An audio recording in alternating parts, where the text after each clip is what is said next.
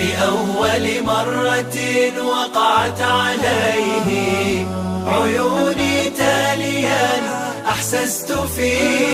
السلام علیکم ورحمت الله وبرکاتو. ښه راغلاست د تفسیر اتم درس ته. نن د الله جل جلاله په مرسته خپل درس ته دوام ورکوو او نوي آیتونه به تفسیر کړو. زموږ د نن ورځ درس د سورة بقره د 9 آیت نه تر 58 آیت پورې ده. اعوذ بالله من الشیطان الرجیم. بسم الله الرحمن الرحیم.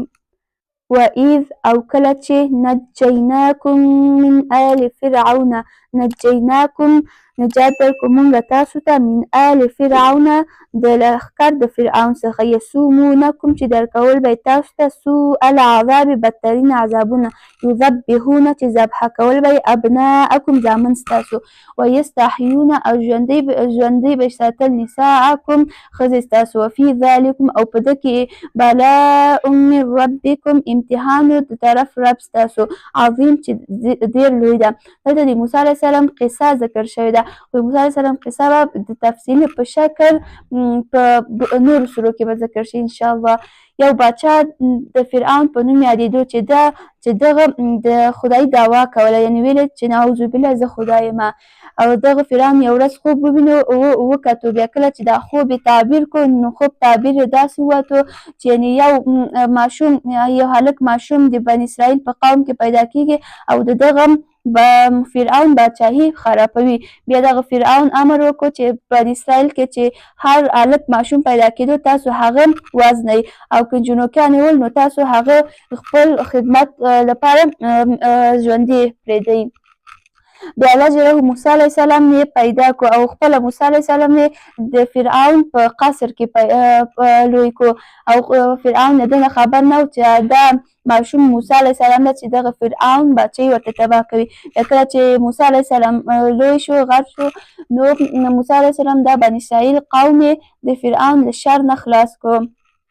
دلته الله جل د بني اسرائیل قوم ته فرمایل دي چې تاسو یعنې هغه وخت په یاد راولئ چې فرعون تاسو ما له فرعون قوم نه بچ کړئ، تاسو ته نجات درکړو چې تاسو زامن به یې ذبحه کول یعنې وژل به یې، او تاسو لورګانې به یې خپل خدمتو لپاره ژوندي ساتل. وفي ذلکم بلاء من ربکم عظیم. بلاء درې معناګانې لري. اول معنی امتحان ده، دویم معنی مصیبت، دریم معنی نعمت ده. کله چې بلاء نجیناکم ته اشاره وکړي نو نعمت معنا راځي، او کله چې یسومونکم ته اشاره وکړي بیا عذاب یعنې مصیبت معنا راځي، او کله چې بلاء هم نجیناکم او هم یسومونکم ته اشاره وکړي بیا امتحان په معنا راځي. وإذ او کله چې وإذ فرقنا بكم البحر او کله چې جدا کړو مونږ تاسو ته بحر، فانجیناکم پس نجات هم درکړو تاسو ته، واغرقنا او غرق کړو مونږ آل فرعون لښکر د فرعون، وانتم او تاسو تنظرون کتل. کله چې د بني اسرائیل قوم د فرعون له لښکر نه تښتېدل نو بني اسرائیل قوم مخامخ یو بحر راغی، په نیل نوم باندې یادېدو. نو دلته الله جل موسی علیه السلام ته وفرمایل چې ته د خپل عصا د واخله، یعنې د خپله لکله د واخله په دې بحر ووهه. نو کله چې موسی علیه السلام د خپله لکله په بحر ووهله نو هغه بحر دوه ټوټې شو، یعنې بني اسرائیل قوم لپاره بحر کې وچه لاره جوړه سوله. نو بني اسرائیل همدغه رقم دغه بحر نه تېر شول. نو کله چې دغه د فرعون لښکر دغه بحر منځ ته ورسېدل نو الله جل بېرته دغه بحر یو ځای کړو، او د خپله فرعون او د فرعون لښکر یې ټول یعنې تباه کړل، ټول یې ووژنل.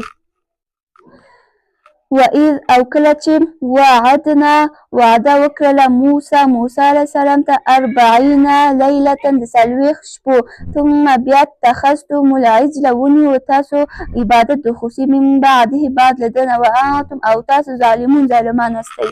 بیا خپله بني اسرائیل قوم موسی علیه السلام نه وغوښتل چې موسی علیه السلام دوی ته داسې یو آسماني کتاب راوړي چې دوی د هغه باندې عمل وکړي. نو الله جل به موسی علیه السلام ته وفرمایل چې ته 40 شپو لپاره تور غره ته راشه، نو هلته به زه تا ته آسماني کتاب را نازل کړم. خو بیا کله موسی علیه السلام تور غر ته لاړو نو له بله خوا نه دغه بني اسرائیل قوم د خوسي عبادت شروع کړو وانتم ظالمون. الله جل وفرمایل چې تاسو یو خوا د موسی علیه السلام نه هدایت وغوښتو یعنې اسماني کتاب هم وغوښتو تر څو چې تاسو په هغه باندې هدایت شئ او له بله خوا نه تاسو الله جل سره شریک ونیوه یعنې تاسو ظالمان استئ. ثم بیا عفونا عفو وکړه مونږه عنکم له تاسو څخه من بعد ذلک بعد له دې نه لعلکم تر څو چې تاسو تشکرون شکرګزاره اوسیږئ. شرک په دوه قسمه ده، یو جلي شرک بل خفي شرک. جلي شرک ښکاره شرک ته ویل کېږي چې دا شرک انسان له ایمان نه وباسي او خفي شرک هغه شرک ته ویل کېږي چې دا انسان له ایمان نه نه باسي خو کبیره ګناه ده.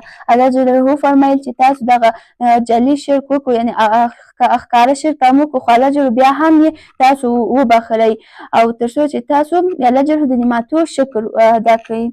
وإذ او کله چې آتینا ورکړو مونږه موسی علیه السلام ته کتاب والفرقان او فرقان لعلکم تر څو چې تاسو تهتدون په هدایت شئ.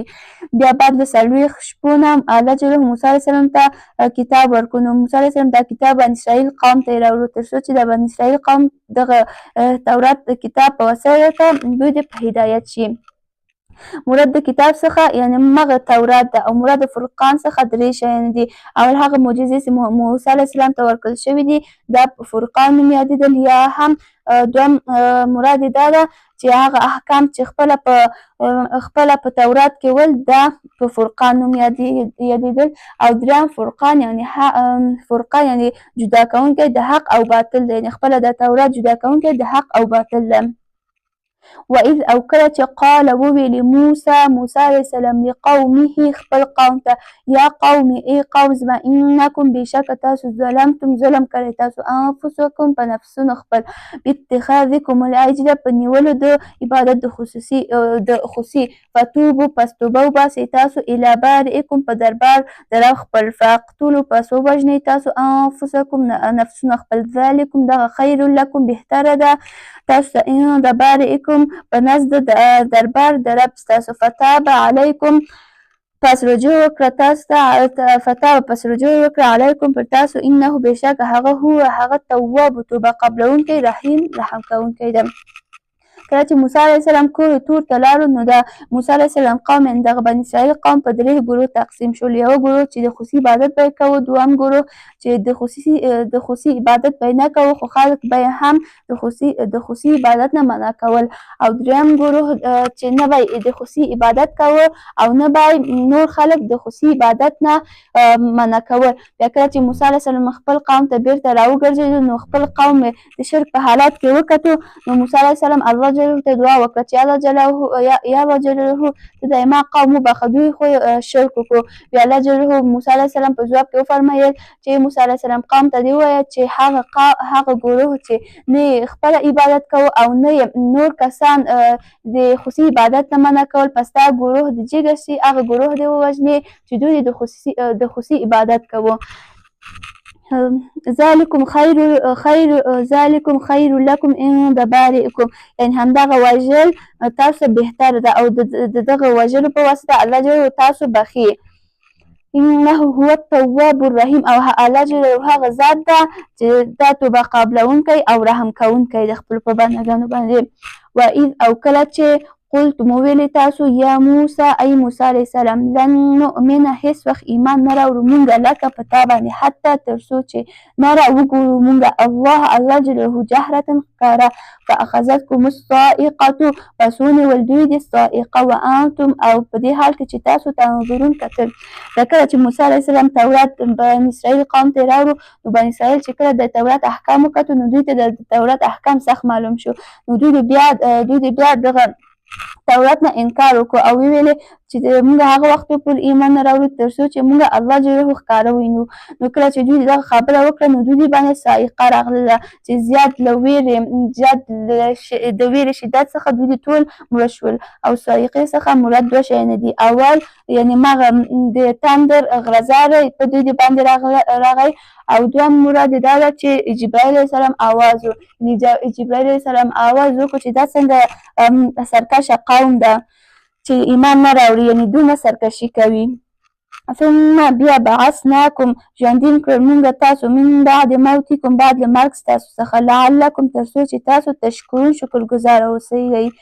بیا موسی علیه السلام د دعا په واسطه باندې الله جل د بني اسرائیل قوم بیرته ژوندي کړل تر څو چې دغه بني اسرائیل قوم د الله جل د دغه نعمت شکر ادا کړي.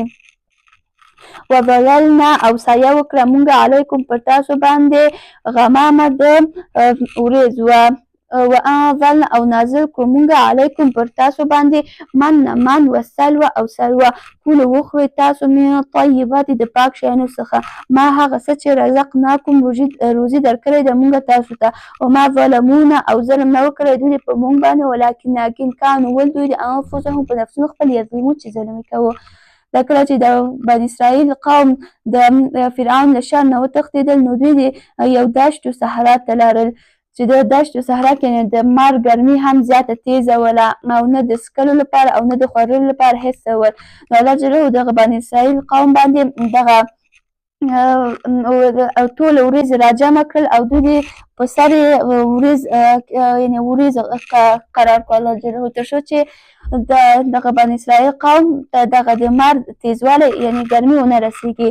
وانزلنا علیکم المن والسلوه او چې دغه بني اسرائیل قوم زیات وږي ول نو الله جل په دوی باندې من او سلوه را نازل کړل. من هغه طعام و چې یعنې د نبات غوندې ول یعنې زیات خواږه ول. وسلوه او هغه طعام و چې د چرګ غوندې و. کلوا من طیبات ما رزقناکم الله جل فرمایل چې تاسو له پاک شیانو نه وخورئ یعنې دغه الله جل چې تاسو ته د من او سلوه درکوي نو تاسو ښه په خوشحالۍ له ده نه وخورئ او ښه په مزه وخورئ نو د بلې ورځې لپاره یې مه جمع کوئ. وما ظلمونا ولکن کانوا انفسهم یظلمون یعنې دا تاسو چې د بلې ورځې لپاره دغه من او سلوه جمع کوئ نو دغه ضرر هېڅ الله جل ته نه ورسېږي بلکې خپله د ضرر تاسو ته در رسېږي. نو تاسو چې دغه من او سلوه یې بلې ورځې لپاره جمع کوئ نو دا خرابېږي نو تاسو مجبورېږئ چې دغه خراب وخورئ. زموږ د ننني درس تر همدغه ځای پورې و. تر بل ویډیو پورې خدای مو مل شه.